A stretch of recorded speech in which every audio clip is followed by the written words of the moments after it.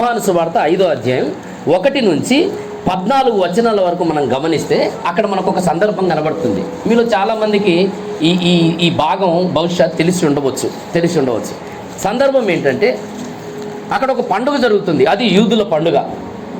యూదులకు ఉన్నటువంటి ఆనవాయితీ ఏంటంటే వాళ్ళు ఏ ప్రాంతాల్లో ఉన్నా, ఎక్కడ ఉన్నా, ఎటువైపు వలస వెళ్ళినా వాళ్ళ నియామక కాలాలు వచ్చినప్పుడు, పండుగ సమయాలు వచ్చినప్పుడు మాత్రం తప్పనిసరిగా వారు తమ తమ గ్రామమునకు వెళ్ళేవారు. తమ ప్రాంతానికి, యెరూషలేమునకు, ఎక్కడెక్కడున్నా యెరూషలేమునకు దూరముగా, ఎంత దూరంలో ఉన్నా సరే పండుగలు జరిగే సమయానికి తప్పనిసరిగా అందరూ అక్కడికి వచ్చేవాడు. అలాగే చాలామంది వస్తూ ఉన్నారు.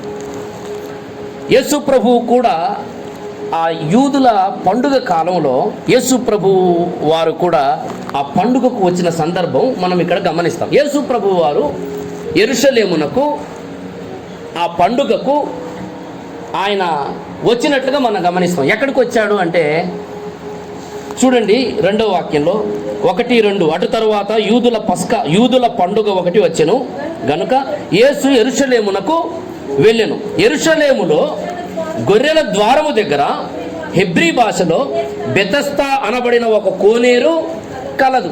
యేసు ప్రభువు వారు వచ్చినటువంటి స్థలాన్ని గురించి ఇక్కడ మనం జ్ఞాపకం చేసుకుంటూ ఉన్నాం.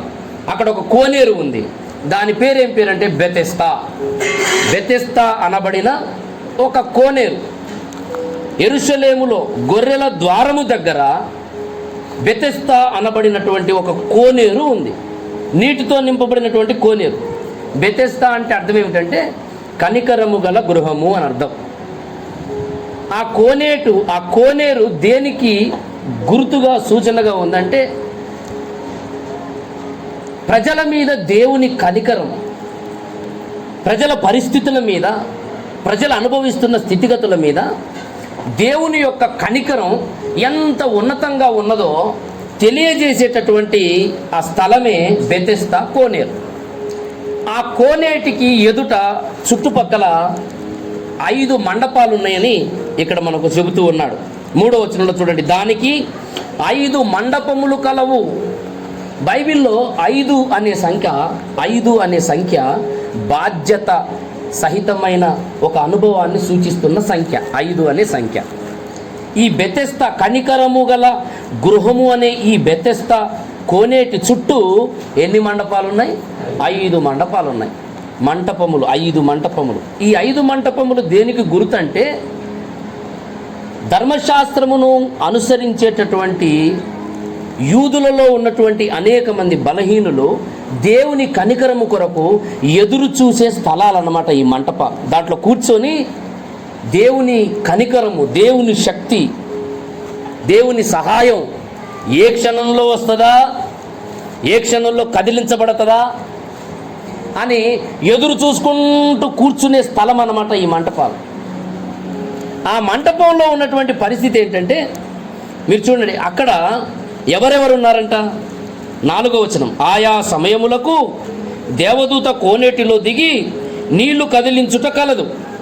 నీరు కదిలింపబడిన పిమ్మట మొదట ఎవడు దిగునో వాడు ఎట్టి వ్యాధి గలవాడైనను బాగుపడును. గనుక ఆ మంటపములలో రోగులు, గుడ్డివారు, కుంటివారు, ఊచకాలు చేతులు గలవారు ఎలా ఉన్నారంట? వినాలి, వినాలి. పిల్లలతో నువ్వు ఆడొద్దు బైబిల్ చదివేటప్పుడు. గుంపులుగా ఎలా ఉన్నారు చెప్పండి అందరూ? గుంపులుగా ఉన్న వాళ్ళు ఎవరు? రోగులను, గుడ్డివారును, కుంటివారును, ఊచ కాలు చేతులు గలవారు గుంపులుగా ఉన్నారు ఆ మంటపంలో. ఎందుకు? వారికి తెలుసు దేవుడు స్వస్థపరిచేవాడని. యెహోవా రాఫా, ఆయనకొక సమయం ఉంది. ఆ సమయంలో తన దూతను పంపి నీళ్లను కదిలించినప్పుడు ఎట్టి వ్యాధిగ్రస్తుడైనా సరే, ఆ వ్యాధి ఎలాంటి వ్యాధి అయినా, ఎక్కడికి వెళ్ళినా కుదరని ఏ వ్యాధి అయినా సరే కదిలింపబడే ఒక సమయం ఉంటుంది, కదిలే సమయం ఉంటుంది. ఆ సమయంలో గనక వాడు దిగితే ఎలాంటి రోగంతో ఉన్నవాడైనా స్వస్థత పొందే స్థలం అన్నమాట అది. అలాగే ఎంతోమంది పొందారు, కానీ అదొక సమయం. ఆ సమయం కొరకు ఎదురు చూసుకుంటూ కూర్చోవాలి. ఇది యూదా మత విశ్వాసం. యూదా మత విశ్వాసం, యూదులు నమ్మే ఒక విశ్వాసం, యూదులలో ఉండే ఒక ఆచారం, వాళ్ళ పద్ధతి, ఆనవాయితీ. నీళ్లను కదిలించుట ద్వారా స్వస్థత. బైబిల్లో మనం చాలాసార్లు చూడొచ్చు నీళ్ళల్లో దేవుడు స్వస్థతనిచ్చిన సందర్భం. మీకు తెలిస్తే ఒకటి చెప్పండి. నయమాను భయంకరమైన కుష్ఠరోగంతో బాధపడుతున్నప్పుడు ఎలీషా, నువ్వు వెళ్ళి యోర్దాను నదిలో 7 మార్లు మునుగు, స్వస్థత పొందుకుంటావంటే నయమాను ఎలీషా మాటకు 2వసారి లోబడి మునిగాడు. ఏమైంది? స్వస్థత పొందుకున్నాడు. దేవునికి స్తోత్రం. ఇదే యోహాను పత్రికలో ఉంటుంది. సిలోయామను కోనేటిలో నువ్వు వెళ్ళి కడుక్కో అని యేసు ప్రభు వారు ఉమ్ము రాసి మట్టి మీద ఊసి ఆ మట్టి ముద్ద తీసి కంటికి రాసినప్పుడు వాడు వెళ్ళి నీళ్ళల్లో కడుక్కుంటే చూపు పొందినట్టుగా ఉంటుంది. నీరు అనేది రకరకాల గుర్తులకు బైబిల్ గ్రంథంలో సాదృశ్యంగా ఉంది. సరే, ఇప్పుడు నేను దాన్ని అంశంగా చెప్పటం లేదు, కానీ నా ముఖ్య ఉద్దేశం ఏమిటంటే, ఈ మంటపములలో, ఈ బెతెస్దా కోనేటిలో స్వస్థత కొరకు ఎదురు చూసే గుంపులుగా ఉన్నటువంటి వాళ్ళు, రకరకాల రోగాలతో ఉన్నవాళ్ళు, గుడ్డివాడు, కుంటివాడు, ఊచకాలు చేతులు గలవారు. ఈ చిత్రాన్ని చూస్తున్నప్పుడు నాకు అనిపించింది ఏంటంటే, ఆ రోజు బెతెస్దా కోనేటి దగ్గర ఏ రకంగానైతే ఈ గుంపులుగా బలహీనులు కూర్చొని ఉన్నారో, ఈరోజు సంఘాలలో కూడా ఇటువంటి పరిస్థితి దాపురించిందని నాకు అనిపించింది. ఎందుకో, ఈ రోజున దేవుని మందిరంలో కూర్చుంటున్నాం, కానీ కూర్చున్న వాళ్ళల్లో అధిక శాతం మంది ఎలా ఉన్నారో తెలుసా? ఇక్కడ చెప్పబడ్డ ఏదో ఒక కేటగిరీ కిందనే ఉన్నారు. గుడ్డివాడై ఉన్నాడు, లేక కుంటివాడైనా అయి ఉన్నాడు, లేక ఊచ కాలు చేతులు గలవాడైనా ఆ రోజు బెతెస్దా కోనేటి దగ్గర కూర్చున్నట్లుగానే ఈరోజు సమాజంలో కానీ, క్రైస్తవ కుటుంబాలలో కానీ, సంఘాలలో కానీ ఈ గుంపులు కలిగినటువంటి వారు చాలామంది ఉన్నారు. విచిత్రం ఏంటంటే, ఒకడున్నాడంట, వాడు ఎంత సీనియారిటీ కలిగినోడంటే 38 సంవత్సరాల నుండి ఆ మంటపంలో ఒకడు పడి ఉండటం యేసు ప్రభు చూశాడు. పక్షవాయువుతో పడి ఉన్నటువంటి ఒక వ్యక్తి. ఎన్ని సంవత్సరాలు? యేసు ప్రభు వయసు కంటే వాడి రోగం యొక్క సీనియారిటీ ఎక్కువ. యేసు ప్రభువుకు అప్పటికి 33 సంవత్సరాలే, కానీ వాడికి రోగం 38 సంవత్సరాలు. 38 అనే సంఖ్య దేనికి గుర్తంటే, పాపము ద్వారా కలిగే శిక్షా సంఖ్య అదనమాట. మీరు బైబిల్ గ్రంథంలో చూస్తే ఇశ్రాయేలీలకు దేవుడు అరణ్యంలో నడవటానికి ఇచ్చిన కాలం ఎంత తెలుసా? 38 సంవత్సరాలు. 38 సంవత్సరాలు ఎవడు అవిశ్వాసిగా ఉంటాడో, ఇదంతా 38 సంవత్సరాల కాలంలో పరీక్షించబడింది. ద్వితీయోపదేశకాండం 2:11లో మీరు తర్వాత చూసుకోండి. 38 సంవత్సరాలు వీడు మామూలు రోగం కాదు, అది ఏం రోగమో చెప్పబడలేదు, కానీ మొత్తం మీద రోగం, వ్యాధి, ఒక వ్యాధి వచ్చింది 38 సంవత్సరాల నుంచి. ఎందుకు వచ్చిందో రోగం అంటే, నేను చదివినప్పుడు నాకు అర్థమైందంటే, రోగం అనేది కొన్నిసార్లు, ఏదైనా రోగం కొన్నిసార్లు పరీక్షించబడడానికి రావచ్చేమో, కానీ కొన్ని రోగాలు ఉంటాయి అది పాపాన్ని బట్టి వచ్చే రోగాలు ఉంటాయి. ఆ పాపాన్ని బట్టే రోగానికి మందు ఎక్కడికి వెళ్ళినా దొరకదు, అది కుదరని రోగముగా మనిషిని వెంబడిస్తూనే ఉంటుంది బ్రతుకాలం అంతా. పాపమును బట్టి కొన్ని రోగాలు కలుగుతాయి, జాగ్రత్త. అడ్డమైన దారులు తొక్కుతున్నప్పుడు, అడ్డమైన మార్గాలలో అడుగులేస్తున్నప్పుడు, అడ్డమైన పరిచయాలు పెంచుకొని అనవసరమైన వ్యవహారాల్లోనికి, కుటుంబాల్లోనికి, స్థలాల్లోనికి నువ్వు వెళ్ళి జీవించినట్లయితే కొన్ని రోగాలు కొని తెచ్చుకుంటావు. దేవుడు ఏదైతే వద్దు అన్నాడో అది నువ్వు చేయటం ద్వారా కొన్ని రోగాలు నువ్వు తెచ్చుకుంటావు. వీడు ఎందుకు తెచ్చుకున్నాడో ఈ రోగం తెలియదు, కానీ 38 సంవత్సరాల నుంచి ఆ రోగంతో బాధపడుతున్నాడు. ఆ మాట మీరు చూడండి, 6వ వాక్యం 5:6. అక్కడ 38 ఏళ్ల నుండి వ్యాధి గల ఒక మనుష్యుడు ఉండెను. యేసు వాడు పడి ఉండుట చూచాడంట. దేవునికి స్తోత్రం, హల్లెలూయా. యేసు ప్రభు ఏం చూశాడు? అక్కడ ఎంతో మంది రోగులు ఉన్నారు, కానీ వాళ్ళందరిలోకి వెళ్ళా వీడు కొద్దిగా స్పెషల్. ఎందుకంటే అందరికంటే ఎక్కువ సీనియారిటీ కలిగినోడు వీడు.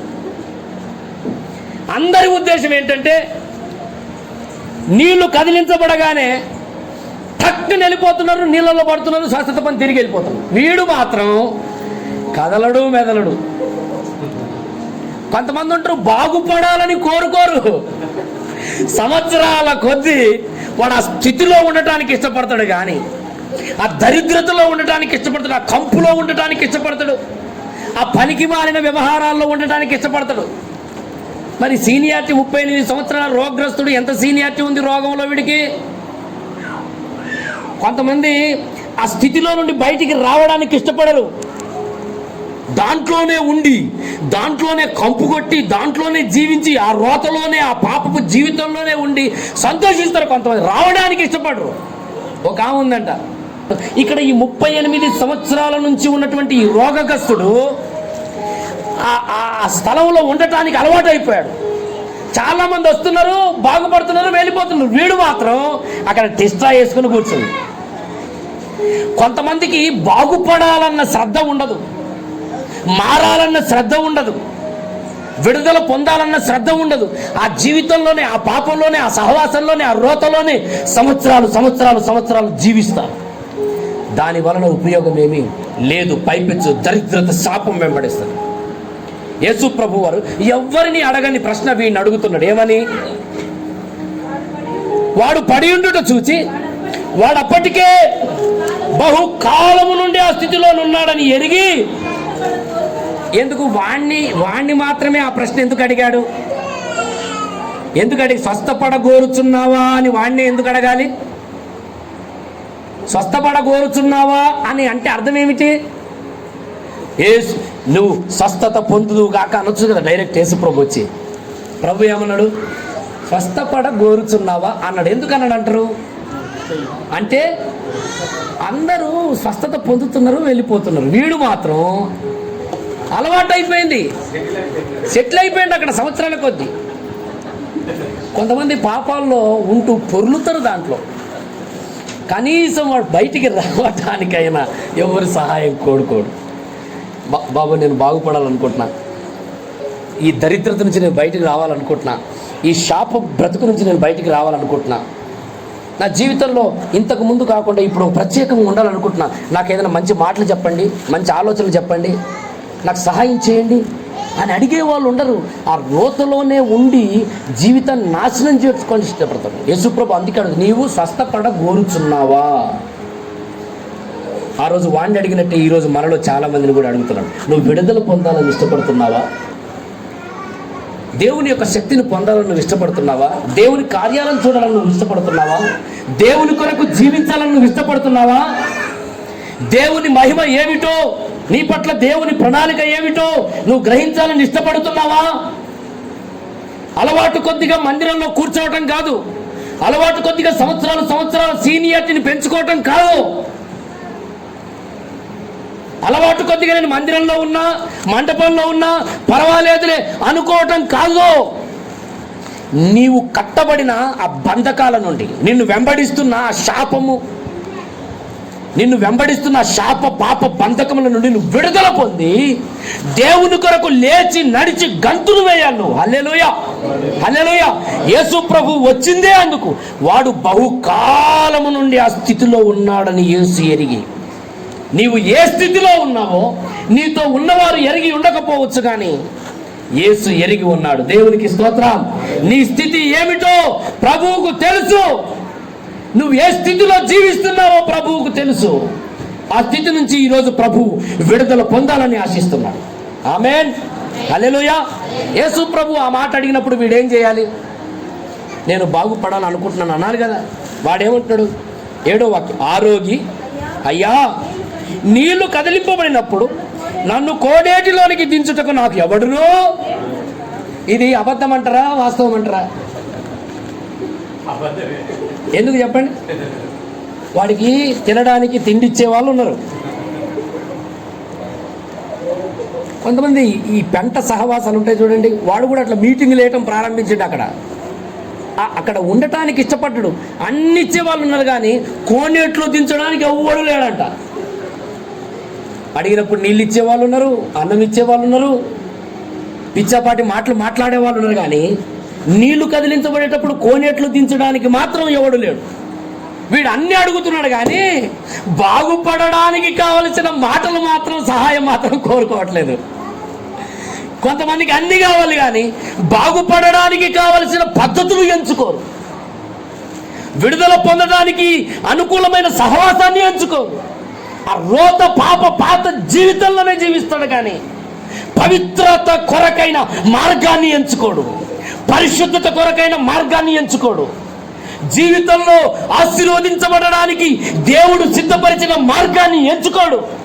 నాశన కూపంలో జీవిస్తూనే ఉంటాడు, మతంలో జీవిస్తూనే ఉంటాడు, ఆచారాల్లో జీవిస్తూనే ఉంటాడు, పద్ధతులు కర్మకాండంలో జీవిస్తూనే ఉంటాడు.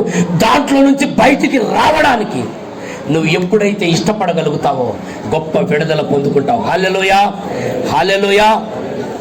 చూడండి, ఆ మాట అంటుండు ఆ రోగి, అయ్యా నీళ్లు కదిలింపబడినప్పుడు నన్ను కోనేటిలోనికి దించుటకు నాకు ఎవడునూ లేడు గనుక నేను వచ్చినంతలో మరి ఒకడు ముందుగా దిగును. అవును, భలే చెప్తున్నాడు. నేను వచ్చినంతలో మరొకడు నీలాగా ఉండడుగా. నీలాగా సంవత్సరాల కొద్ది అక్కడ ఉండడు. వాడు బాగుపడాలనుకునేవాడు కాబట్టి తొందరగా దిగుతాడు. నువ్వు ఎంత తొందరగా బాగుపడాలన్న ఆశతో, ఆసక్తితో దేవుని తట్టు తిరుగుతావో అంత తొందరగా నీ జీవితంలో బలమైన కార్యాలు నువ్వు అనుభవిస్తావు. హల్లెలూయా. ఎంత తొందరగా దేవుని యొక్క శక్తిని పొందాలన్న ఆశతో ఎదురు చూస్తావో అంత తొందరగా దేవుని యొక్క కృపను నువ్వు పొందుకుంటావు. ఇప్పటికే ఆలస్యం అయిపోయింది. సంవత్సరాలు గతించిపోతున్నాయి. రేపు అనేది నీది కాదు, నేడు మాత్రమే నీది. నేడు అను సమయం ఉండగానే బాగుపడడానికి, బాగు చేసుకోవటానికి, విడుదల పొందటానికి, స్వస్థత పొందటానికి, జీవం పొందడానికి, నిత్య జీవం పొందడానికి, పరిశుద్ధాత్మ వరములను పొందడానికి దేవుని సహాయాన్ని కోరుకో. ఆమేన్, ఆమేన్. వాడు వెంటనే అడగాలి, నన్ను బాగు చేయి బాబు, నన్ను బాగు చేయాలి. ఎవ్వడు లేడు బాగు చేయడానికి, ఎవ్వడు లేడు. ఎంత అబద్ధం. నువ్వు అడగటం లేదు బాగుపడడానికి. నీళ్లు కదిలించేటప్పుడు ఎవరినో ఒక నడకొచ్చు కదా, లేకపోతే రోజు కొద్దిగా కొద్దిగా కొద్దిగా కొద్దిగా కోనేటి దగ్గరికి జరుపుకుంటూ వెళ్ళొచ్చుగా. అవునా కదా? మండపంలో దించడానికి ఎవ్వడు లేడు అనేదానికంటే రోజు కొద్దిగా జరగవచ్చుగా. రోజు జరగడు. ఆత్మీయ జీవితంలో నువ్వు ఎదగాలంటే రోజు కొద్దిగా జరుగు. ఆమేన్. రోజు కొద్దిగా ఒక వాక్యం చదువు, ఇంకో రోజు 2 వాక్యాలు చదువు, 5 నిమిషాలు ప్రార్థన చేయి, 10 నిమిషాలు ప్రార్థన చేయి. కొద్ది కొద్దిగా అబద్ధం మానుకో, అసూయ మానుకో, దేశం మానుకో. కొద్దిగా ట్రై చేయి. దేవునికి స్తోత్రం. హల్లెలూయా. ఒక్కసారి ఒకవేళ నువ్వు పొందుకోకపోవచ్చేమో, ఒక సమయం వస్తుంది, పూర్తిగా నువ్వు విడుదల పొందే సమయం వస్తుంది. హల్లెలూయా, హల్లెలూయా. ఒక సమయం వస్తుంది, నువ్వు కొద్దిగా జరగవచ్చుగా. ఉన్న కాన్నే ఉండకపోతే కొద్దిగా జరగవచ్చుగా. ఉన్న స్థితిలోనే ఉండకపోతే ఆసక్తి చూపొచ్చు కదా, కొద్దిగా ప్రార్థన చేయొచ్చు కదా, కొద్దిగా అద్భుతం జరుగుద్దేమో, వాక్యం చదవచ్చు కదా, వెలుగు కలుగుతుందేమో, పరిశుద్ధతగా జీవించడానికి ప్రయత్నం చేయొచ్చు కదా, దేవుని వరములను పొందుతావేమో. హల్లెలూయా, హల్లెలూయా. ఆసక్తితో నువ్వు ఆశపడగలిగితే దేవుడు ఏదైనా చేస్తాడు. వాడు బహుకాలం నుండి ఆ స్థితిలో ఉన్నాడని ఎరిగి స్వస్థపడ కోరుతున్నావా అసలు అని అడుగుతున్నా అనమాట. అందుకు వీడు ఏమాత్రం శ్రద్ధ చూపటం లేదు. పైపెచ్చు నాకంటే ముందు ఇంకొకడు నేను బాగుపడాలి అనుకోవట్లే. ఆ బాగుపడి వెళ్ళిపోయేటోని చూసి వీడు అసూయపడుతుండు. బాగుపడాలని ఆశ లేనివాడికి పుట్టేది ఏంటంటే అసూయ. నీకంటే ముందు వాడు వెళ్ళిపోతాడు. మరి నువ్వు అక్కడే ఉంటున్నావు, కానీ నీ ముందు వచ్చేటోడు మాత్రం బాగుపడి సంవత్సరాలు అదే పడక మీద ఉంటావు. నువ్వు ఎన్ని సంవత్సరాల సీనియారిటీ? ఆమె మందిరానికి వచ్చి 10 సంవత్సరాలు అయింది. అసలు మందిరం పునాదుల నుంచి మేమే ఉన్నాం. మరి ఉన్నావు, కానీ ఎందుకు ఈ రోగగ్రస్తుల్లాగా ఉన్నావు? జై జీవితం లేని జీవితం. వీడు పడి ఉండుట అనేది దేనికి గుర్తంటే జయ జీవితము లేని పాపపు పడిన స్థితికి గుర్తు. జయ జీవితం లేదు వీడికి, పడి ఉన్నాడు సంవత్సరాల కొద్దీ. అప్పుడే వచ్చినాడు, బాగుపడి వెళ్ళిపోతున్నాడు, స్వస్థత పొందుతున్నాడు, విడుదల పొందుతున్నాడు, వృద్ధి చెందుతున్నాడు. వీడు మాత్రం అలాగే ఉంటున్నాడు. బైబిల్లో ఒక మాట గుర్తొచ్చింది నాకు, కలిగిన వానికి ఇవ్వబడును, లేని వాని యొద్ద నుండి. కలిగిన వానికి లేని వాని యొద్ద నుండి. అదేందండి ఈ చిత్రం? లేని వానికి పాపం ఇయ్యాలి కానీ కలిగిన వానికి ఇయ్యబడుతుందంట, లేని వాని యొద్ద నుండి. కలిగిన వాని యొద్ద నుంచి తీస్తే బాధలేదు, లేని వాని యొద్ద నుండే తీసి కలిగిన వానికి ఇస్తున్నారంట. ఎంత విచిత్రం! అవును, నీలో ఆసక్తి లేకపోతే, నీలో శ్రద్ధ లేకపోతే, నీలో పట్టుదల లేకపోతే, దేవుని కార్యాభివృద్ధి కొరకైన కోరిక ఆశ నీకు లేకపోతే, నీ యొద్ద నుండి ఉన్నది కూడా తీసి ఇంకొకటికి ఇవ్వబడుతుంది. జాగ్రత్త. నీకంటే ముందు అకాలమందు పుట్టిన అనేకులు దేవుని చేత దర్శించబడి బలంగా వాడబడతారు, విడుదల స్వస్థత పొందుతారు నీ కళ్ళ ముందే. నువ్వు వచ్చి 10 సంవత్సరాలు అవ్వచ్చు, కానీ నీ కళ్ళ ముందే నిన్న మొన్న వచ్చినాడు ఒకడు ఉంటాడు, వాడు అద్భుతంగా దేవుని కొరకు వాడబడతాడు. యేసుప్రభు అంటాడు, నువ్వు స్వస్థపడ కోరుచున్నావా? ఎన్ని సంవత్సరాలు ఉంటావు ఈ మంటపంలో? ఈ దరిద్రత ఎన్ని సంవత్సరాలు మోస్తావు? ప్రభు కొరకైన ఆశ, భక్తి, పరిశుద్ధత, రోషం, వాక్యపు వెలుగు, వాక్యపు ప్రత్యక్షత లేని ఈ దరిద్ర జీవితాన్ని ఎంతకాలం భరిస్తావు? సంవత్సరాల కొద్దీ ఇంకా ఇదే స్థితిలో ఉంటావా? ఎదగవా? పరిశుద్ధతలో ఎదగవా? ప్రార్థనలో ఎదగవా? అభిషేకంలో ఎదగవా? వరములలో ఎదగవా? ఆమేన్. చెప్పండి, నేను దేవుని కొరకు ఎదగాలి. హల్లెలూయా. నువ్వు ఉన్న స్థితిలో ఉండటానికి దేవుడు ఇష్టపడటం లేదు. వాడు ప్రయత్నం చేసింటే బాగుండేది, ప్రయత్నం చేయలేదు. ప్రభు చూసి ఏమంటున్నాడు? 8వ వచనం, యేసు నీవు లేచి. మొట్టమొదటిగా నువ్వు చేయాల్సింది ఏంటంటే, అసలు ఫస్ట్ ఆ ప్లేస్లో నుండి నువ్వు పైకి లే. ఆమేన్. హల్లెలూయా. నిన్ను ఇన్ని సంవత్సరాలు ఏదైతే కూర్చోబెట్టిందో, అటు ఇటు తిరుగుతున్నావు, అటు ఇటు పోతున్నావు, మళ్ళీ వచ్చి యేసు ప్రభు ఎందుకన్నాడు ఆ మాట? నీవు లేచి నీ పరుపెత్తుకొని, చదవండి 8వ వచనం, యేసు నీవు లేచి నీ పరుపెత్తుకొని నడువని వానితో చెప్పిండంట. ఎందుకు చెప్పిండంటారు? నాకైతే అనిపించింది, ఒకవేళ యేసు ప్రభు వారు నీ పరుపెత్తుకొని లేచి నడు అనకపోతే, ప్రభు బాగు చేసిన తర్వాత మళ్ళీ వాడు ఆ పరుపు తీసుకొని అక్కడే వేసుకొని పడుకుంటాడు. ప్రభువుకు బాగా తెలుసు నువ్వు ఎలాంటి వాడు ఖచ్చితంగా పడుకుంటాడు అక్కడ, ఎందుకంటే అలవాటు అయిపోయిన ప్రాణం. కొంతమంది చూడండి, బాగుపడ్డ తర్వాత కూడా ఆ స్థలం మారితే బాగుండు. హల్లెలూయా, హల్లెలూయా.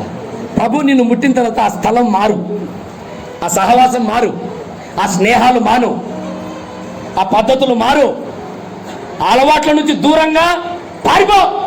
అక్కడ ఉండొద్దు. నువ్వు అక్కడ ఉన్నావంటే మళ్ళీ నిన్ను ఆ పరుపు ఆకర్షిస్తుంది, ఆ స్థలం ఆకర్షిస్తుంది, ఆ వ్యక్తులు ఆకర్షిస్తారు. ఎందుకంటే నీకు అనుభవం ఉంది కాబట్టి. అందుకే మేము చెబుతూ ఉంటాం, కీర్తనలు 1:1 ఏముంది? దుష్టుల ఆలోచన చొప్పున నడువక, పాపుల మార్గమున నిలువక, అపహాసకులు కూర్చుండు చోటున నడువక, నిలువక, కూర్చుండక. ఎందుకు చెప్తుంటాం ఇవంటే, ఒకవేళ నిన్ను మళ్ళీ అవి ఆకర్షిస్తాయేమో. యేసు ప్రభు వారు అందుకే అంటున్నాడు, నీ పరుపును నువ్వు లేచి ముందు పరుపు చుట్టుకొని లేచి నడు. బాగుపడ్డ తర్వాత వీడు మళ్ళీ ఒకవేళ అక్కడికి వెళ్ళి పడుకుంటాడు మంచిగా చాపరుచుకొని. ఎందుకంటే అన్ని తెచ్చిచ్చేటోళ్ళు ఉన్నారు, టయానికి నీళ్ళు వస్తున్నాయి, టయానికి అన్నం వస్తుంది, టయానికి రొట్టె ముక్క వస్తుంది, ముచ్చట్లు పెట్టడానికి టయానికి చుట్టూ ఉన్నారు. ఏంద్రా బావా, ఏంద్రా బాబాయ్, వ్యవహారాలు, పనికి మాలిన ముచ్చట్లు, సహవాసం పెట్టడానికి మంటపంలో గుంపులు ఉన్నారు. ఆడికి సంబంధించిన రోగగ్రస్తులు, ఆ రోగగ్రస్తుల మధ్యలో నుండి నువ్వు లేచి నడు. ఆమేన్. నిన్ను పట్టి పీడించిన ఆ దౌర్భాగ్యమైన స్థితిలో నుండి నువ్వు లేచి నడు, నీ పరుపెత్తుకొని. ఇంతవరకు ఏ పరుపు అయితే నిన్ను మోసిందో ఈ రోజు నుండి ఆ పరుపు నువ్వు మోయాలి. దేవునికి స్తోత్రం, హల్లెలూయా. ఇంతవరకు ఏదైతే నేను బంధించి పట్టిందో సంవత్సరాల కొద్దీ, ఈరోజు దాన్ని నువ్వు లేచి ఎత్తుకొని నువ్వు నడవటం నేర్చుకోవాలి. అది సాక్ష్యం. హల్లెలూయా. యేసు ప్రభు వారు అదే ఆశిస్తున్నాడు మనందరి జీవితంలో.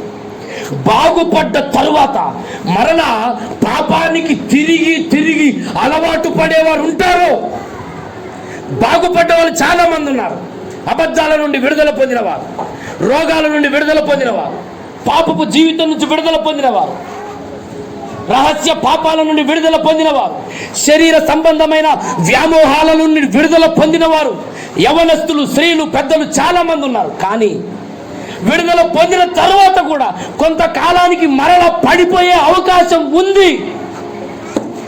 కుక్కకున్న లక్షణం ఏంటంటే బాగా తింటది, తిని తిని తిని తిన్నదాన్ని కక్కి మళ్ళీ తిరిగి తిరిగి తిరిగి వచ్చి అది కక్కిందే తింటది. కుక్కకున్న లక్షణం. మనుషులు కూడా అంతే, కక్కిన వాటిని మళ్ళా తెచ్చుకుంటారు జీవితంలోనికి. బురదలో పొర్లుతుంది పంది, దాన్ని నువ్వు ఎంత కడుగు మళ్ళీ తిరిగి తిరిగి తిరిగి ఆ బురద. బాగుపడ్డ నీవు లేచి నడవు. ఆమేన్. క్రీస్తు కొరకు నడు, హల్లెలూయా. సత్యం కొరకు నడు, హల్లెలూయా. రోషం కలిగి నడు, పరిశుద్ధత కొరకు నడు. నీ పరుపెత్తుకొని లేచి నడు. నీ పట్టణంలో సాక్ష్యంగా ఉండాలి, నీ ప్రాంతంలో సాక్ష్యంగా ఉండాలి. మరలా నువ్వు ఆ స్థితిలో, ఆ మంటపాలలో నువ్వు కూర్చోడానికి వీల్లేదు. నీ స్థలం నువ్వు మార్చాలి ముందంతే. ఆమేన్, హల్లెలూయా. నువ్వు జయం పొందాలంటే నీకు ఇది ఒక్క రహస్యం. ఏదేదైతే గతంలో నిన్ను ఆకర్షించిందో దానంతటి నుండి నువ్వు విడుదల పొందాలంటే దానిని నీ యొద్ద నుంచి దూరం చేయి, లేక దాని నుండి నువ్వన్న దూరం అయిపో. ఆమేన్, హల్లెలూయా. మళ్ళీ ఎడెక్ట్ అవ్వకు, మళ్ళా హత్తుకోకు, మళ్ళా ఆకర్షించబడకు, మరలా వాటి వైపుకు నడిపించబడకు. అది ఇంతకాలం జీవితాన్ని సర్వనాశనం చేసింది. ఒకవేళ నువ్వు మరిచిపోయి మరలా నడిస్తే, తిరిగితే, తొలగిపోతే ఏముందో తెలుసా? యేసు ప్రభు వారు వాడిని బాగు చేసిన తర్వాత ఒక దేవాలయంలోకి వెళ్ళి బాధ చేస్తుంటే ఈ బాగుపడ్డోటోడు ఆ దేవాలయంలో కూర్చుంటాడు. దేవాలయంలో కూర్చుంటాడు బాగుపడ్డాడు. యేసు ప్రభు వారు బోధ చేస్తూ ఉంటే ఆయనకు వాడు కనబడతాడు. ఎవరు ఎవరు? ఈ బాగుపడ్డోడు, స్వస్థత పొందినోడు. యేసు ప్రభు అంటాడు, 14వ వాక్యం చూడండి, యోహాను సువార్త 5:14. అటు తరువాత యేసు దేవాలయములో వానిని చూచి, ఇగో అటు తరువాత యేసు దేవాలయములో, ఎక్కడ చూస్తున్నాడు? దేవాలయములో వానిని చూచి, ఇదిగో స్వస్థత నొందితివి, నీ పాప రోత జీవితము నుండి స్వస్థత నొందితివి. ఎవడు బాగు చేయలేని, ఎవడు విడిపించలేని పాప బంధకముల నుండి నీవు స్వస్థత పొందితివి. ఇదిగో స్వస్థత నొందితివి. మరీ ఎక్కువ కీడు నీకు కలుగకుండునట్లు ఇక నువ్వు పాపము చేయకు. వాడితో చెబుతున్నాడు. మరీ ఎక్కువ కీడు అంటే ఆల్రెడీ నీకు కీడు కలిగింది. ఎందుకు కలిగింది? పాపం చేసినందును బట్టి కలిగింది. నష్టం, ప్రతికూలత, శ్రమ, దుఃఖం, ఆర్థికపరమైన ఒత్తిడి, అనారోగ్యం, అప్పుల బాధలు, సహించలేని శ్రమలు, తట్టుకోలేని వ్యధలు, ఇవన్నీ ఎందుకు? పాపం పాపం పాపం. పాపానికి నీ జీవితంలో చోటిస్తే కీడు నిన్ను వెంబడిస్తుంది, నీ కుటుంబాన్ని వెంబడిస్తుంది, నీ పిల్లల్ని వెంబడిస్తుంది. దానంతటి నుండి విడిపించగలిగిన వాడు యేసు మాత్రమే. హల్లెలూయా. ప్రభువు చెబుతున్నాడు, దేవాలయంలో కూర్చున్నాడు, ఇదిగో మరి ఎక్కువ కీడు నీ కలుగకుండానట్లు ఇకను హల్లెలూయా, ఇకను పాపం చేయి. ఇంతవరకు నువ్వు చేసావేమో చేసావు, ఇక చెయ్యి. హల్లెలూయా. అందరూ చెప్పండి, ఇకను చెప్పండి అందరూ, ఇకను నేను నా ప్రభు దృష్టికి ఆయాసమును కలిగించే, దుఃఖాన్ని కలిగించే ఏదియు ఎంత మాత్రమును చేయను. నిజంగా మీరు మనస్ఫూర్తిగా ఒప్పుకుంటారా?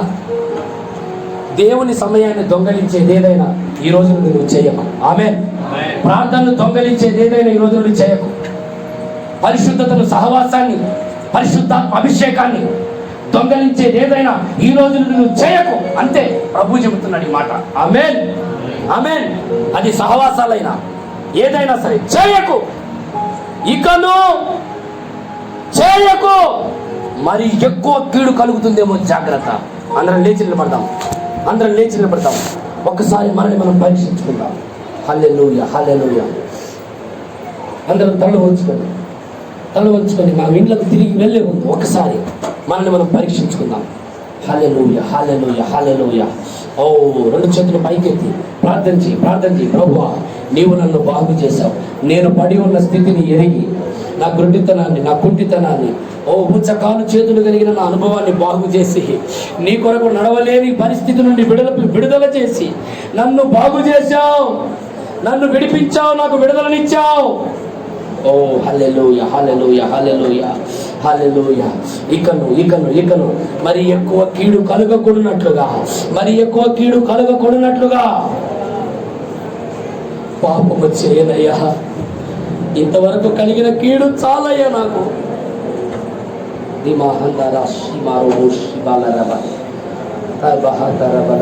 ఇంతవరకు నువ్వు చేసింది చాలిక. ఇంతవరకు నువ్వు చేసింది చాలు. ప్రియ సోదరుడా, ఇంతవరకు నువ్వు చేసిన పాపపు పనులు చాలు. అనవసరమైన అలవాట్లు తెచ్చిపెట్టుకుంటున్నావేమో, అనవసరమైన సహవాసాలకు అడుగులు వేస్తున్నావేమో, అనవసరమైన వ్యవహారాలకు ఎడక్ట్ అవుతున్నావేమో,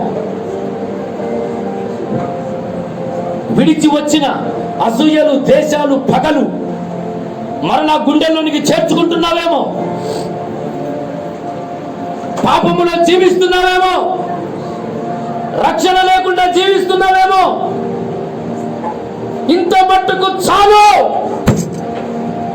మరి ఎక్కువ కీడు కలుగకుండా నువ్వు పొందే ఈ శ్రమ, నువ్వు పొందే ఈ నష్టం, ఈ కొరతలు, ఈ కన్నీళ్ళు, ఈ వేదనలన్నీ నువ్వు చేసిన పాపానికి కారణాలే. ఈ మాటలు మహందరబా, నువ్వు వెలిగించబడాలని, ప్రభు కొరకు లేచి నడవాలని ప్రభు ఆశిస్తున్న సమయం ఈ పునరుద్ధార దినం. ప్రభువా, నేను బహుకాలము నుండి ఆ స్థితిలో పడి ఉన్నానయ్యా. ప్రభువా, బహుకాలము నుంచి ప్రార్థన లేని స్థితిలో ఉన్నాను. బహుకాలము నుండి పరిశుద్ధత లేకుండా జీవిస్తున్నాను. ప్రార్థన చేయండి. నోరు తెరిచి. బహుకాలము నుండి ఆసక్తి లేకుండా జీవిస్తున్నాను. బహుకాలము నుంచి నిన్ను గురించి ప్రకటించలేని దుస్థితిలో జీవిస్తున్నాను. బహుకాలం నుండి పరిశుద్ధాత్మ నింపుదల లేకుండా బహుకాలం నుండి పడి ఉన్నానయ్యా. కీడు, దుఃఖం, వేదన, శ్రమ నన్ను వెంటాడుతుంది. పండుగలో, దేవాలయములో ఆనందించి ఆరాధించాల్సిన నేను మంటపాలలో పడుకొనున్నా. సంవత్సరాల కొద్ది దేవుని కొరకు వాడబడవలసిన నీవు ఇప్పటికే బలముగా దేవుని కొరకు నడవవలసిన నీవు బహుకాలము నుండి ఆ స్థితిలో పడి ఉంటున్నావు. ప్రియ సోదరుడా, నువ్వే స్థితిలో ఉన్నావో ప్రభువు చూస్తున్నాడు ఈరోజు. వాడు బహుకాలం నుండి ఆ స్థితిలో ఉన్నాడని యేసు ఎరిగి నువ్వు ఏ స్థితిలో ఉన్నావో ప్రభువు నిన్ను చూస్తున్నాడు. కలవరపడే స్థితిలో ఉన్నావా? కలవరపడుతున్నావా? సమాధానం లేని స్థితిలో ఉన్నావా? గ్రహింపు లేని స్థితిలో ఉన్నావా? దిక్కు తోచని స్థితిలో ఉన్నావా? మార్గం అర్థం కాని, భవిష్యత్తు అర్థం కాని దుస్థితిలో ఉన్నావా? రకరకాల పాపపు పనుల ద్వారా ఒత్తిడి అనుభవించుతున్న స్థితిలో ఉన్నావా? నువ్వే స్థితిలో ఉన్నావు, ఆ స్థితిలో నుండి నిన్ను విడిపించడానికి ఈరోజు ప్రభువు నీతో మాట్లాడుతున్నాడు. లేచి నడు, లే, విశ్వాసంతో లే, రోషంతో లే, ఆసక్తితో లే, పైకి లే. నువ్వు కూర్చున్న స్థితి నుండి దూరమవు. నిన్ను ఆకర్షించే ప్రతి బలహీనత